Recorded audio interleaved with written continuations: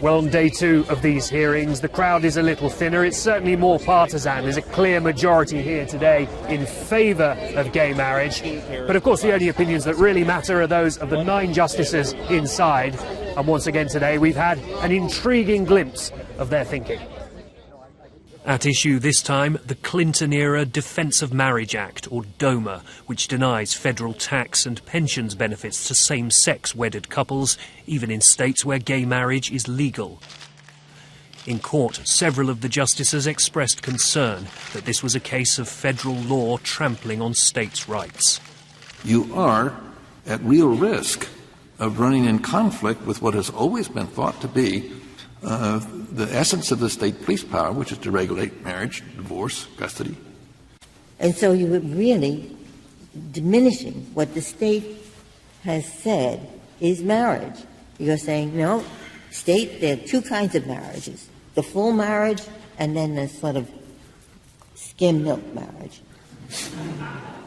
That memorable phrase was directed at a lawyer for congressional Republicans who stand alone in defending DOMA. As a recent convert to gay marriage, President Obama has disowned the controversial law, but his administration will continue to enforce it unless and until the court strikes it down. When the hearing ended, we heard from the 83-year-old poster child for change, Edie Windsor.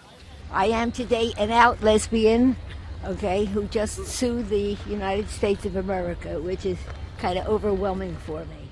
Edie married her long-term partner Thea in 2007, but when Thea died 2 years later, Edie was saddled with a 6-figure bill for inheritance tax that would not have applied had she been married to a man.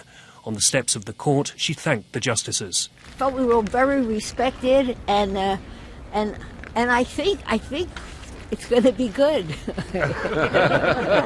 So after 2 days of hearings, it's pretty clear that the court is not just divided, as you'd expect, but also conflicted about how boldly, how broadly to rule on this issue.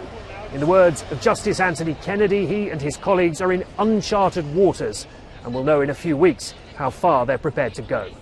Steve Kingston, BBC News at the US Supreme Court.